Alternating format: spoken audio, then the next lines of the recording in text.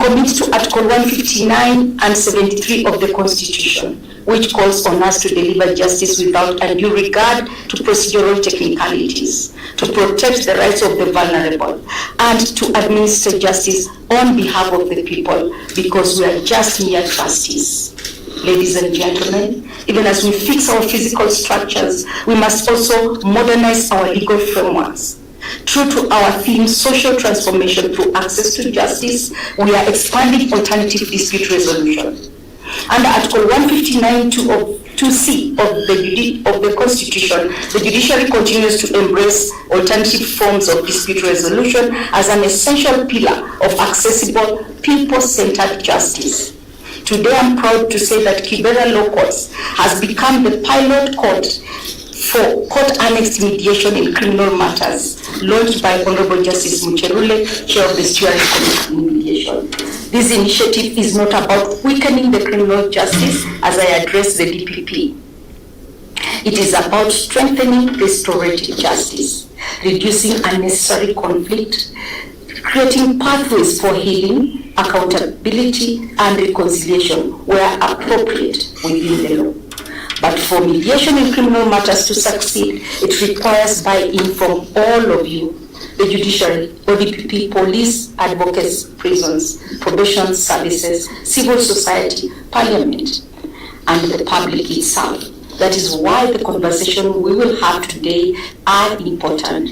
Distinguished guests, the judiciary remains fully committed to building a system that is accessible, transparent, efficient, and emphasis people-centered.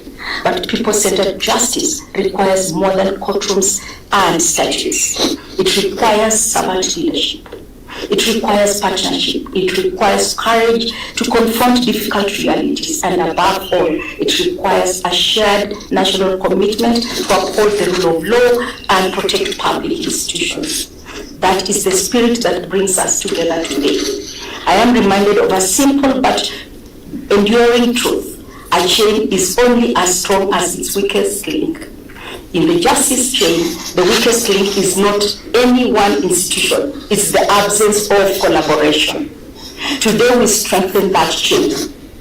Today we choose coordination over isolation, partnership over parallelism, shared accountability over deferred responsibility. To every person in this room, your presence here is itself an act of justice. You have chosen to show up for the people we all serve. So I invite you now to engage fully, to speak candidly about the challenges, to offer solutions with courage, and to live here with concrete commitments, and that we will track, review, and build upon at every subsequent sitting of this committee. The Kibera High Court stands ready to lead the process, but we cannot and we will not do it alone. Thank you. May God bless you all. Justice is all.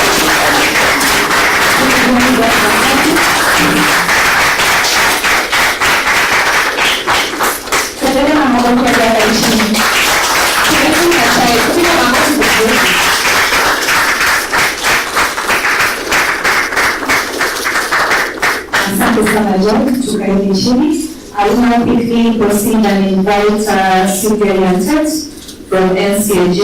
As you heard from the judge's speech, the CUC that we have today is established from the NCAJ.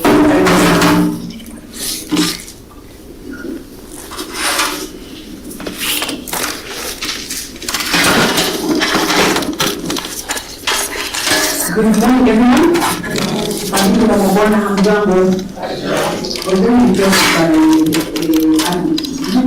by to challenge.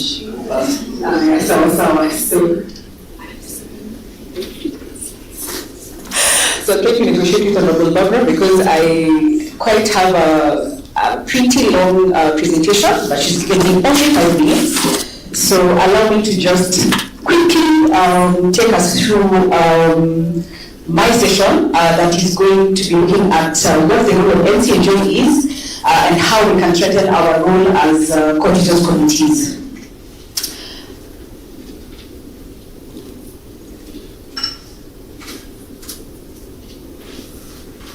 Okay.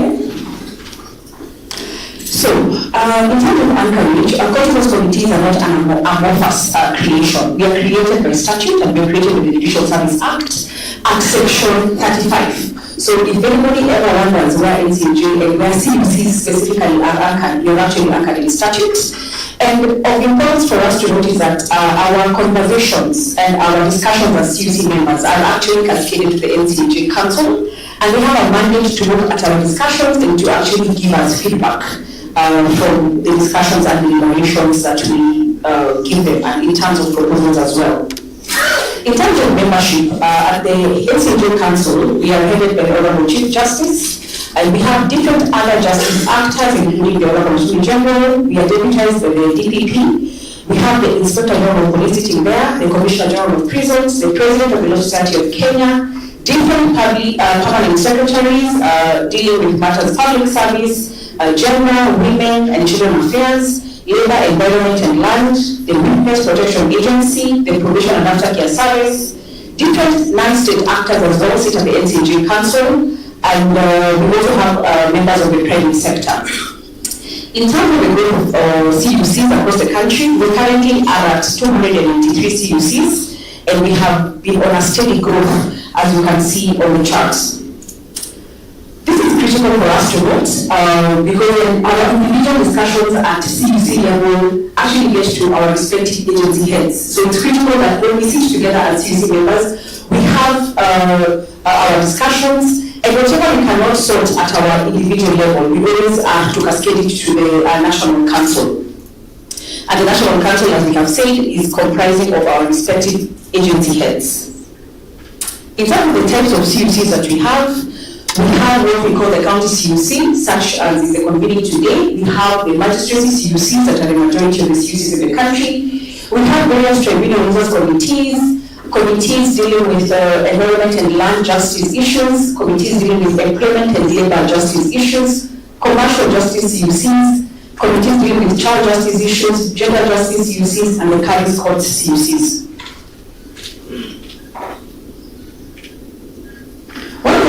I'd like to highlight is that I want to speak to the mandate that we have today, and I think Judge had looked at my notes because she spoke to a lot of what I was going to speak to today.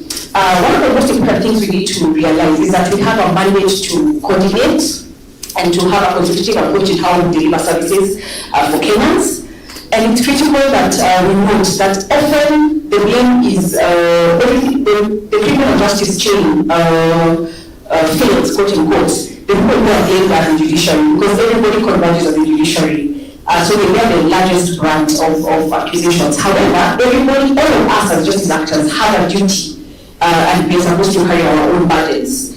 As Judge has buttressed, a chain is as strong as its weakest link. So it's important that each of us carries our weight and that we make access to justice very efficient for Kenyans who come before our courts.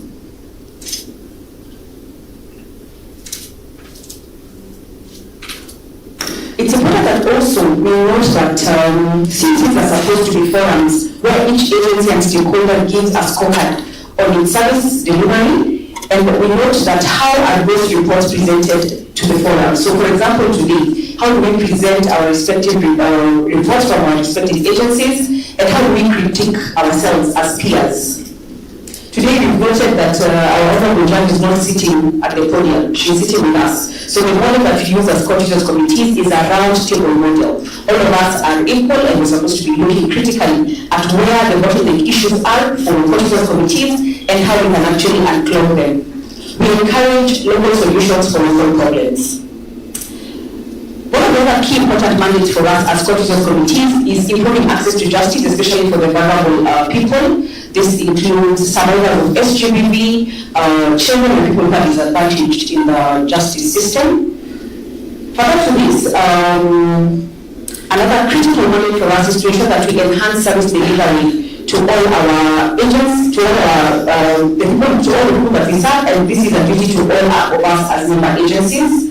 So we must take delivery steps to ensure that the agencies actually deliver their expected services to our customers, and also it's critical that we ask ourselves questions when we come to our our meetings? Are we really serving our clients and our customers efficiently? Another critical mandate is to enhance engagement and participation of the public in decision making and service delivery. So we must ensure that we attend to any concerns that are raised by the public and that we attend to this immediately.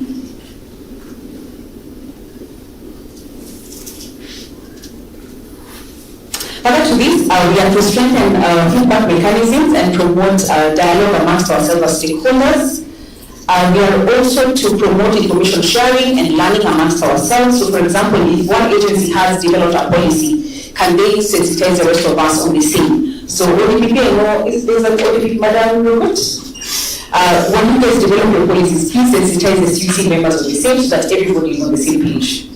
We are also to propose, this is critical for us, we are to propose policy and legislative amendments and propose this to the National Council. So where we find that we need to have the respective legislative amendments, please let's forward this through our minutes to the NCAJ. One of the critical things I want to speak to also is issues of ADR and dispute resolution. Allow me to just go to that.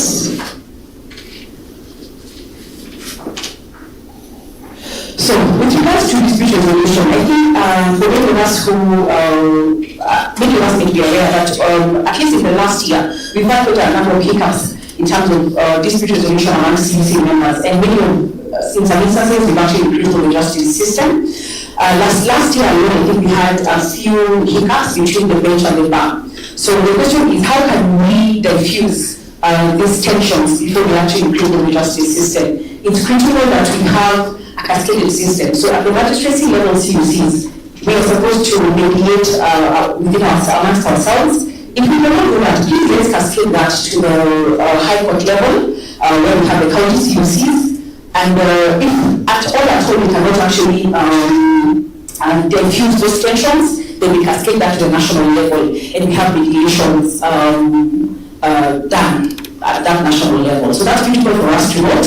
I think that's one of the things that I wanted to really address in terms of dispute resolution amongst ourselves.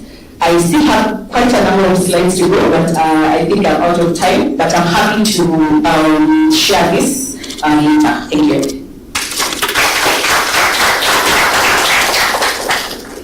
Thank you so much,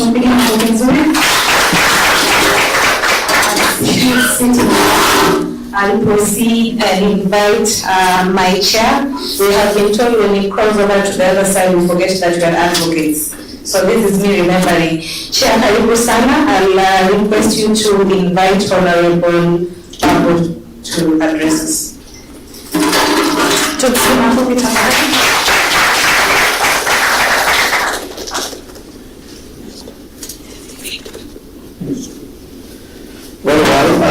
Thank you so much, Honorable Babu. Indeed, Honorable Judge, this is quite progressive. I think as members of the bar, the people who I would consider as prefects for the rule of law, they are really encouraged when we see these kind of initiatives, because sometimes the justice players tend to forget that we are one chain, and as you've ever stated, a chain is as strong as its weakest link. So this coming together is indeed a very commendable step, and we commit to support you. At this juncture, my role is very limited, is to welcome a learned colleague and also the honorable member for Embakasi, the honorable Babu. Karibu sana, Mheshimiwa.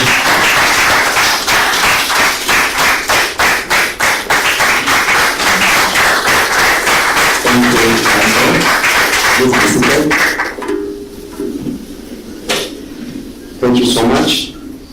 My lady, the Honorable Justice Diana Chache Kapetsa, the presiding judge, Kibra High Court, the Honorable Heads of Stations under her ladyship's supervision, Honorable Judicial Officers present here today, my colleagues from the bar,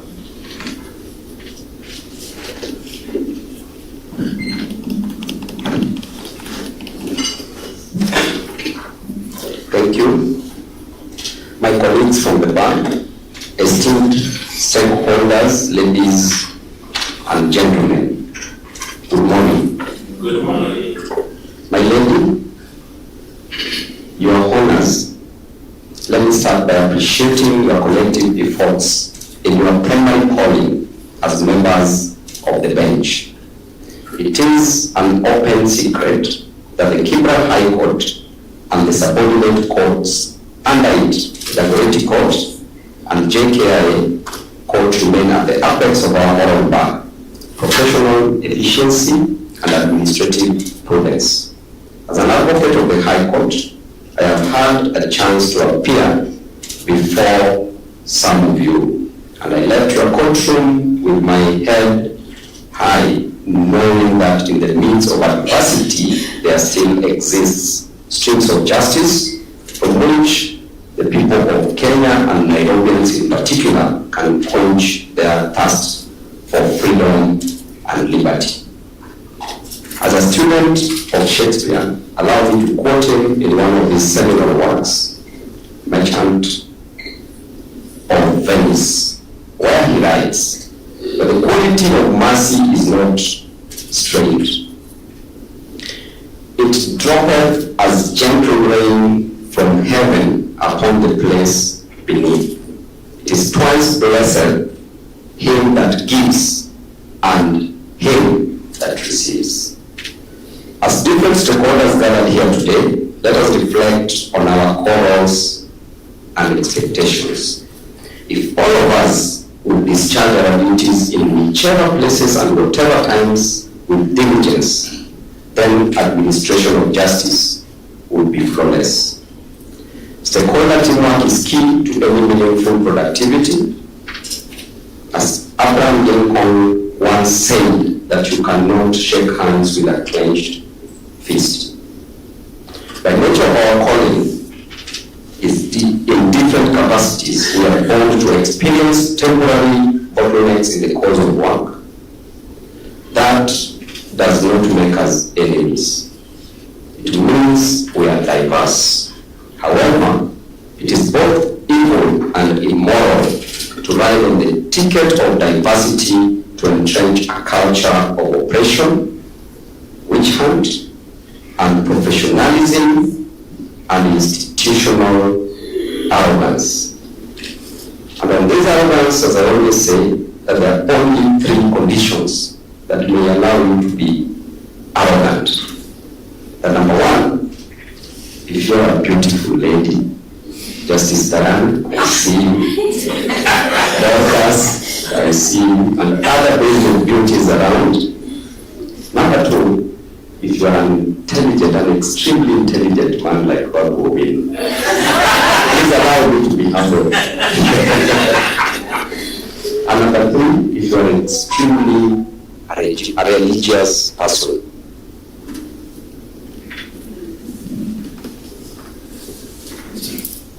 If you are extremely a religious person, but still with all these qualities, still be humble.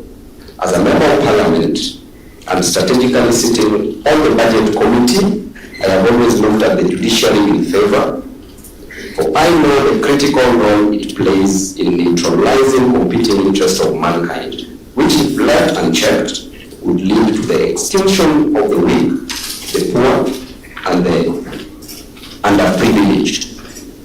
I've been so saddened to hear Justice Diana saying that a magistrate at JKI sits in a chamber, which is a 10 by 10 chamber. It really saddens. Across Langata here, across the road, when you look at the cemetery, the grave of a rich man is slightly bigger than a 10 by 10. So it's really saddening. And as a result of that, as a member of parliament in that area, I will allocate some resources from CDF to ensure that some work is done.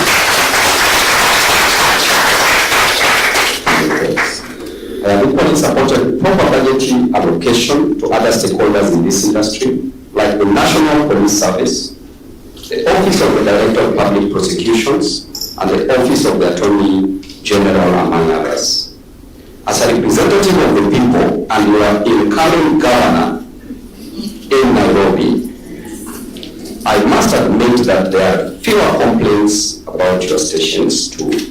This reflects efficiency in terms of leadership. This open-door policy and spirit of constructive engagement must continue. To Honorable Kapenza, I cannot thank you enough.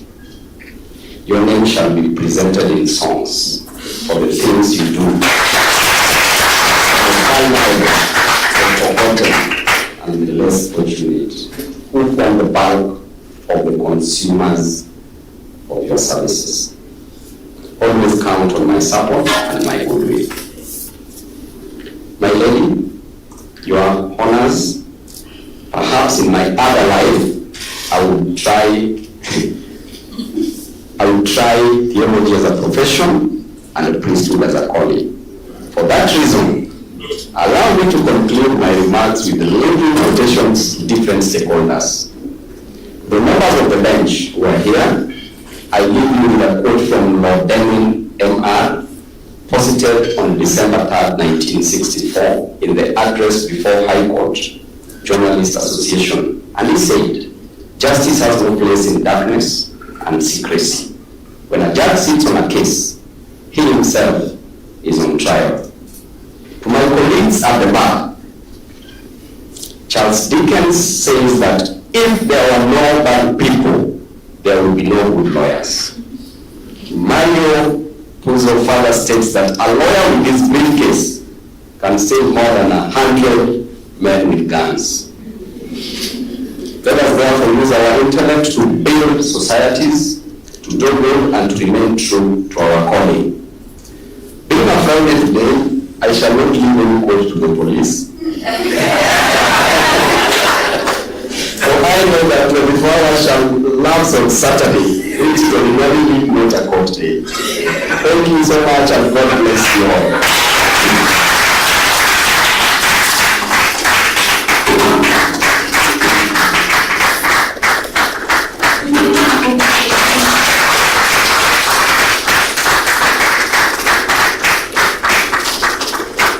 Asante sana. We may have our seats.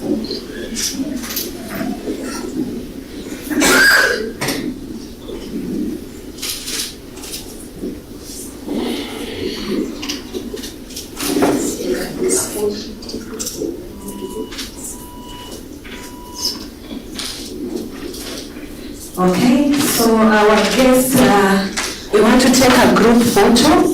So we'll step outside for a group photo, we do tea break, then we come back and proceed to the next part of the program. Tafadhali tuendeni pale mbele ya entrance. Now I saw some good greenery here, we can actually do it here.